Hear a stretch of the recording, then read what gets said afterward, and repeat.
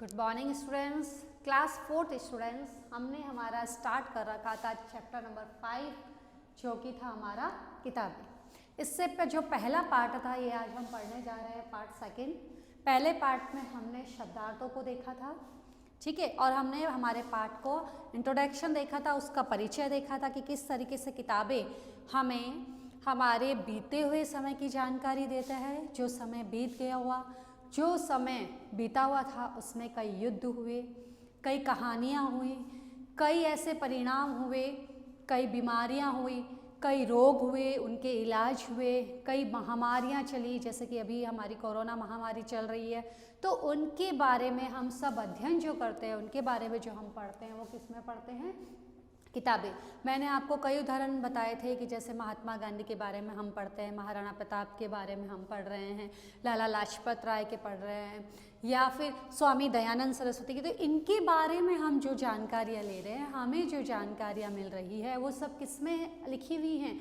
वह हमारी किताबों में लिखी हुई है। और जैसे जैसे हम उन किताबों को पढ़ते हैं तो हमें हमारी किताबों में आज से पहले जो हमारा बीत गया, भूतकाल जो हमारा समय चला गया, उसके बारे में हमें जानकारी मिलती है। और उस जानकारी को पढ़ के हम हमारी किताबों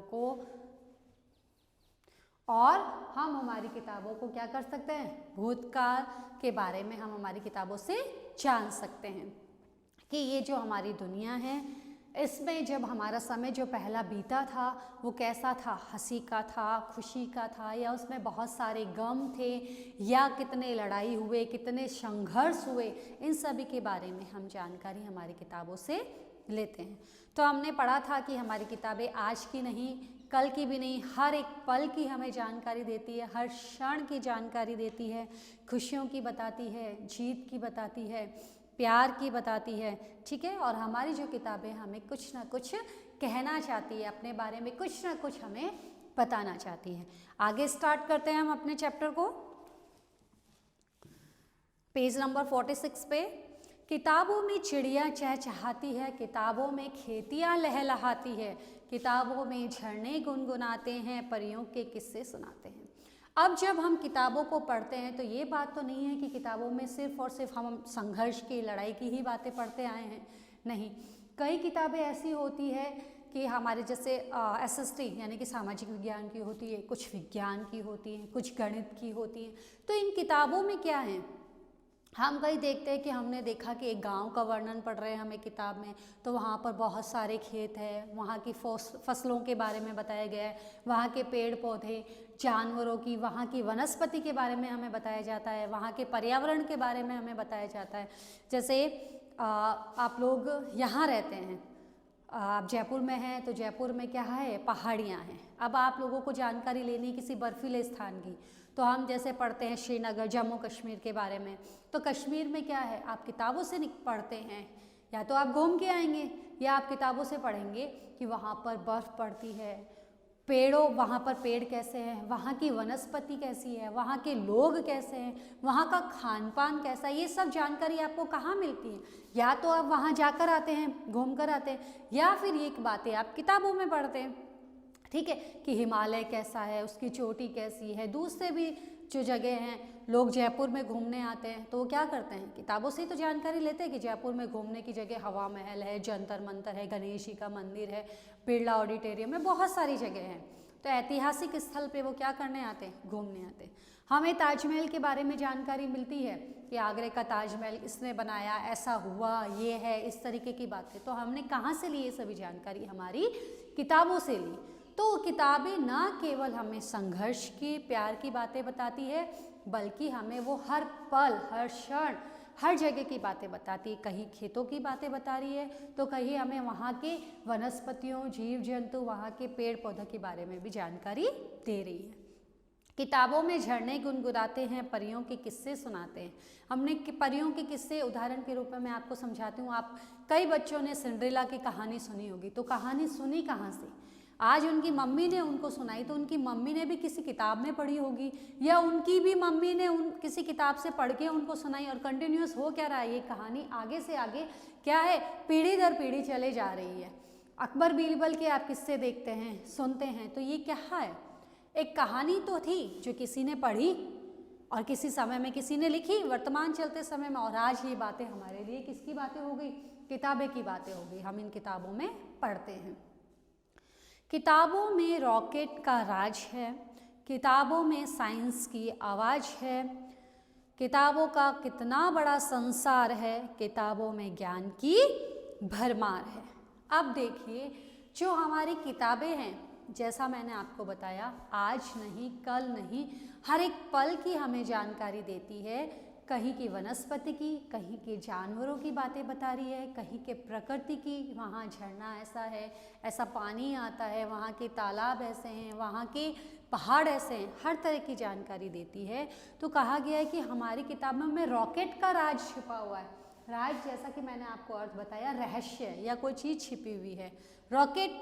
अब देखिए, हमारे भारत देश में हम लोग देखते हैं कि कई बार अंतरिक्ष यान भेजे जाते हैं, तो वो क्या करते हैं, कहाँ से जाते हैं ये हमें जानकारी, वो भी कई अध्ययन करते हैं, किताबों में देखते हैं। अब हमें इससे पहले, सबसे पहले रॉकेट कब भेजा गया, सबसे पहले अंतरिक्ष यान कौन सा गया, ये सब जानकारी हमें अब अगर पढ़नी है तो ये हमें किससे मिलेगी, या तो हमारी किताबों से मिलेगी, या आजकल बहुत सारे चैनल्स हो गए उनसे मिलेगी, या फिर अपने अपने मोबाइल में डालकर गूगल सर्च करते हैं। तो ये सभी जानकारियाँ एक किस में मिल रही हैं हमें, जो हमारे बीते ज़माने की जानकारी हमें नए नए टेक्नोलॉजी से, गूगल के जरिए हैं, क्रोम है, काफ़ी लोग यूट्यूब से देखते हैं, तो हमें जानकारी मिलती है। या फिर हम इसका अध्ययन किस में करते हैं, हमारी किताबों या पुस्तकों में करते हैं।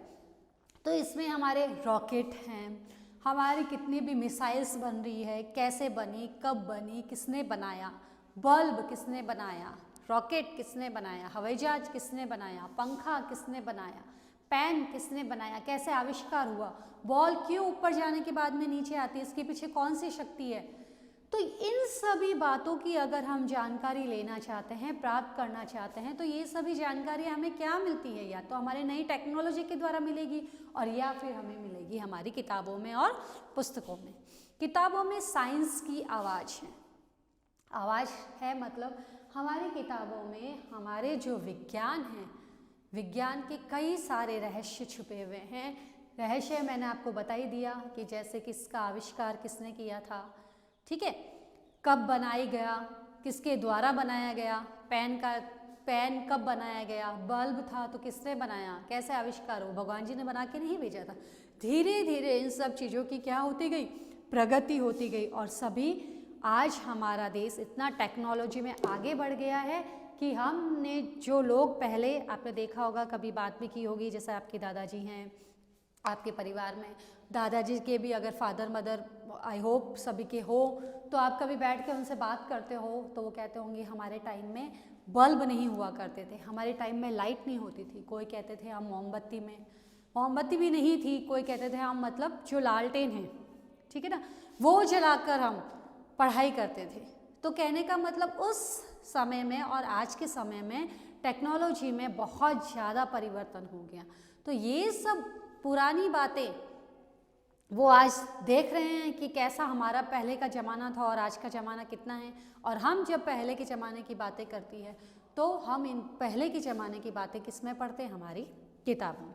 तो कहने का मतलब ये है कि हमारी किताबों में ना केवल प्रकृति का वर्णन है, ना केवल विज्ञान का वर्णन है, बल्कि हर क्षेत्र की जानकारी हमारी किताबों में है, जिससे हम जानकारी ले सकते हैं।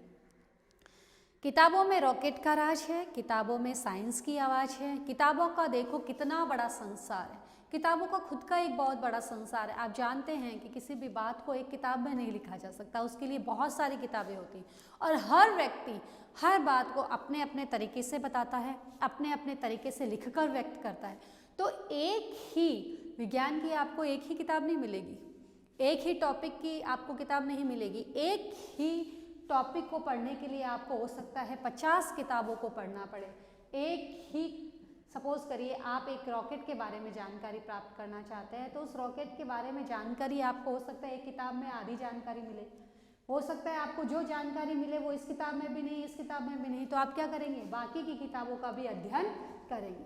तो किसी भी बात को जानकारी करने के लिए बहुत सारी किताबों को पढ़ना पड़ता है। तो किताबों का खुद का अपना बहुत सारा बड़ा संसार है। किताबों में ज्ञान की भरमार है। आपसे पूछा जाए कि किताबों में किसकी भरमार है? किताबों में ज्ञान की भरमार है। क्या तुम इस संसार में नहीं जाना चाहोगे? अब कहा गया है कि जो संसार किताबों का है, जो इतना बड़ा संसार है, क्या तुम इस संसार के किताबों के संसार में घूमना नहीं चाहते? क्या तुम इनसे बातें नहीं करना चाहते? क्या तुम लोग इससे मिलना नहीं जाना चाहते? तो क्या तुम इस संसार में नहीं जाना चाहोगे? किताबें कुछ कहना चाहती है, तुम्हारे पास रहना चाहती है।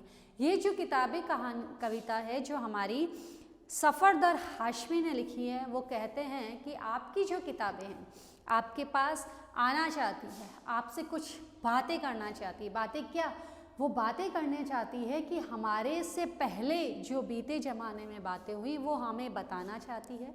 आज से पूर्व में हुई गई, जो भूतकाल में बीत गई, उन कहानियों को हमें बताना चाहती है, उसके बारे में हमें जानकारी देना चाहती है और वो हमारे साथ रहना चाहती है। किताबें कहती है कि हमारा बहुत बड़ा संसार है, इन संसार में बहुत अच्छी अच्छी किताबें हैं। किसी में रॉकेट के बारे में जानकारी है, तो किसी में पर्यावरण के बारे में, किसी में प्रकृति के बारे में अलग अलग जानकारी है, किसी में जीव जंतुओं की जानकारी है। तो इस तरीके से हमारे विज्ञान की किताबें हैं, गणित की किताबें हैं, सामाजिक की किताबें हैं, वो हमारे साथ रहना चाहती है। अपने जितने भी उनके जो क्या है मनुष्य हैं, उनके जितने भी मानव जाति है, उसको अपने बारे में बताना चाहती है कि किस तरीके से हमारे संसार में आकर तुम लोग हमसे जानकारी ले सकते हो, हमें पढ़कर किस तरह से तुम तुम्हारी जानकारी को बढ़ा सकते हो। आज मैं आप इस कहानी को पढ़ा रही हूँ, कविता को पढ़ा रही हूँ, तो मैंने कविता में आपको बताया कि ये कविता सफरदर हाशमी ने लिखी है। तो क्या वो अब हमारे साथ में हैं? ये सभी बातें उन्होंने देखी, सुनी और अपनी कविता के रूप में लिखी। उन्होंने अपने भावों को व्यक्त कर दिया। तो हम भी अपनी किताबों से पढ़कर अच्छी अच्छी जानकारियों को क्या कर सकते हैं? कॉपी में उतार सकते हैं, एक किताब बना सकते हैं और हम भी अपनी एक किताब बनाकर प्रकाशित कर सकते हैं। अब बात आती है कि हमने जब किताबों के बारे में पढ़ा तो किताबें कहाँ रखी जाती हैं?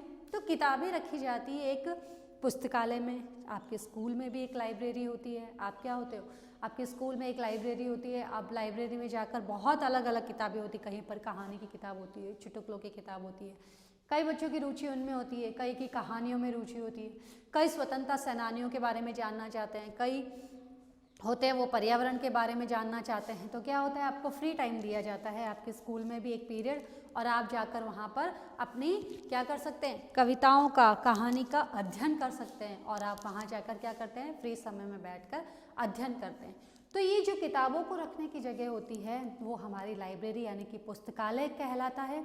और इसमें एक जानकारी और दी गई है कि हमारा भारत का सबसे बड़ा पुस्तकालय, जो हमारा भारत देश है, उसका सबसे बड़ा पुस्तकालय कहाँ पर है? कोलकाता। कहाँ पर है? कोलकाता में। ये तो है हमारा भारत का पुस्तकालय सबसे बड़ा। कहाँ का है?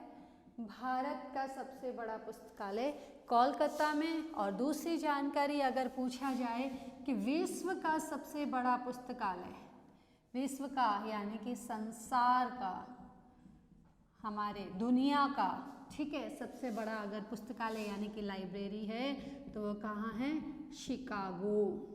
अब आप देख सकते हैं कि स्कूल की लाइब्रेरी में इतनी सारी पुस्तकें रखी जाती है, इतनी सारी पुस्तकों का संग्रह करके रखा जाता है। तो सोचिए भारत की जो पुस्तकालय है वो कोलकाता वाला कितना बड़ा होगा, और उससे भी ना जाने कितना बड़ा हमारा शिकागो का पुस्तकालय होगा, जहाँ पर बहुत सारी किताबों का क्या करके रखा जाता है? संग्रह कर रखा जाता है। तो इस चैप्टर में हमने पढ़ा कि हमारे इस चैप्टर में हमें किसके बारे में जानकारी दी गई? किताबों के बारे में जानकारी दी गई। और किताबें हमें आज की भी नहीं, हमारे कल की भी नहीं, हर एक पल की जानकारी देते हैं, जो पल हमारा बीत गया या जो पल हमारे सामने चल रहा है। और अभी चल रहा है तो वो आने वालों के लिए बीत जाएगा, तो भविष्य की जानकारी भी उनके लिए क्या हो जाएगी?